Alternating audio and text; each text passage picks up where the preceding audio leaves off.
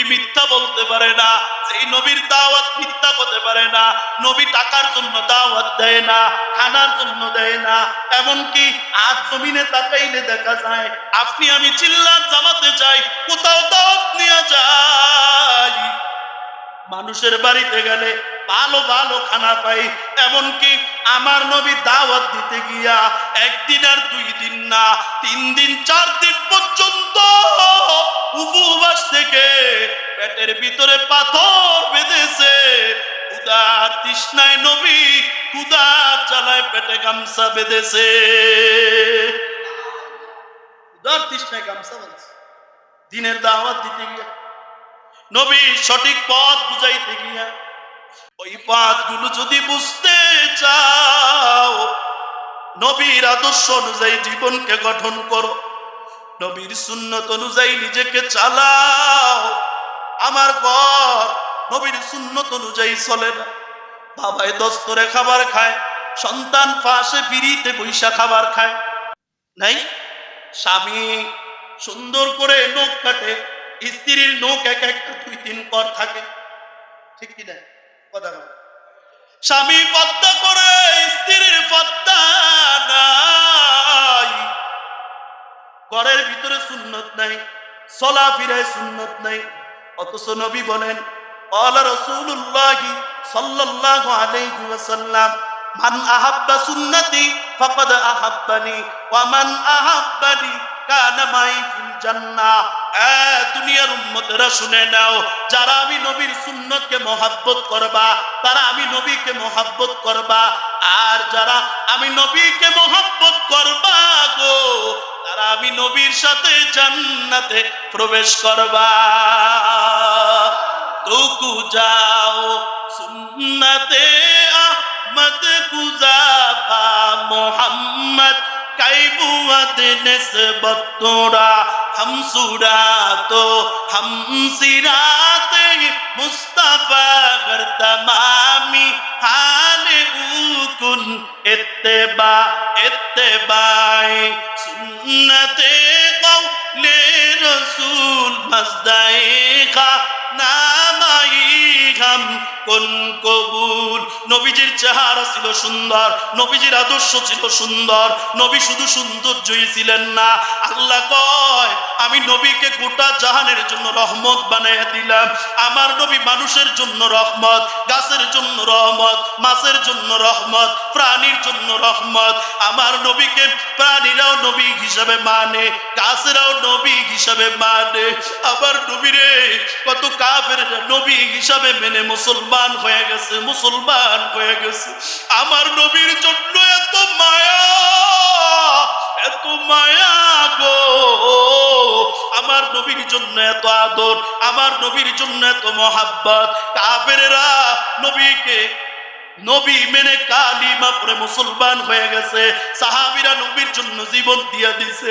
ও লালমোহনের বৃদ্ধা বাবা গো, ও যুবক ভাই, তোমরা অনেকেই ঘটনা জানো। নবীজি উহুদের প্রান্তে যাবে যুদ্ধ করার জন্য। যারা যারা যাইবেন সব সাহাবীদের মালামাল জমা নিতেছে, অস্ত্র জমা নিতেছে। এই তো 5 মিনিট কষ্ট হয় আপনাদের, 5 মিনিট কেউ উঠা বসা করবেন না। চালাবো ইনশাল্লাহ, মাহফিলের সময় আপনারা প্রস্তুত হয়ে আইন, ইনশাল্লাহ আমিও চালাবো। চলবো আরেকটু। সব সাহাবীদের মালামাল জমা নেয়, মালামাল জমা নিতেছে। মালামাল নিয়ে আইসা পড়ছে হানজালা, আল্লাহর নবীর একজন প্রিয় সাহাবী।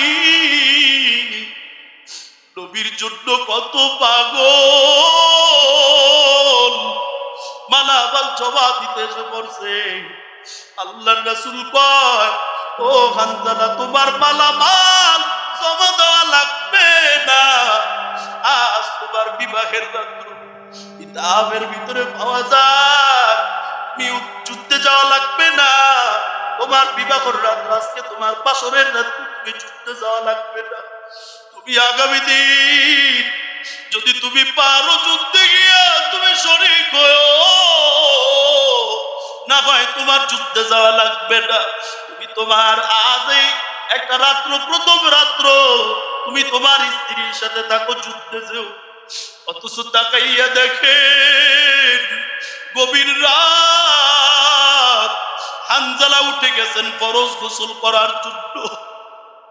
ফরজ গোসল করতে যায়, কাদের ভিতরে তৈলিয়া নিয়ে যায়, কাপড় নিয়ে যায়।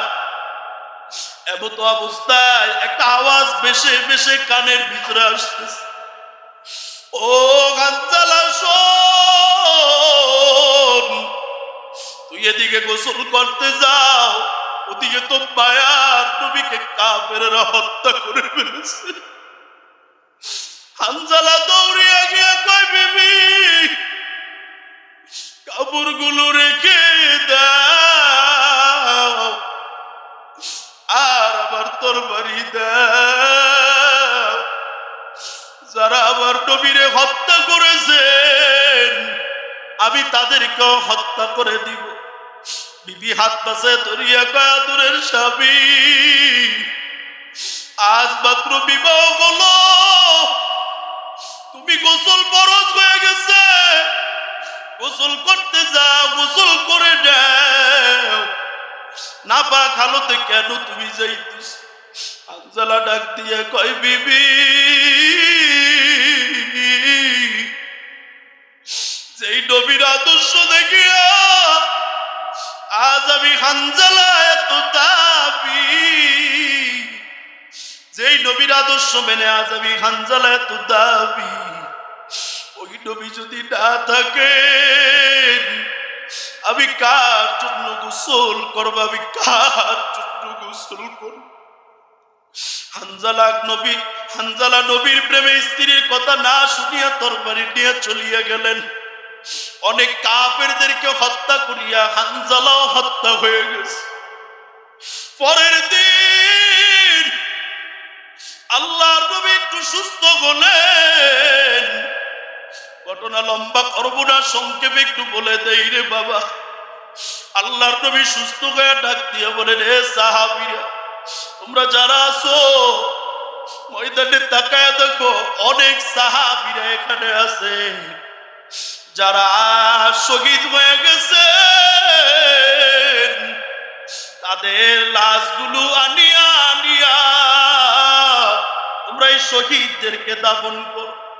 হঠাৎ করিয়া ময়দানের কোণার থেকে আওয়াজ, ওরে নবী, সবার লাশ গোসল বিনে দাফন দেন, হানজালার লাশটারে গোসল ছাড়া দাফন দিবেন না, হানজালার গোসল ফরজ হয়ে গেছে, ও ফরজ গোসল রাখিয়া আপনি নবীর জন্য জীবন দিতে চলে এসেছে। আল্লাহ আর নবী ডাক দিয়া কয়, আয় সাহাবীরা, হানজালার লাশটারে গোসল ছাড়া দাফন দিও না।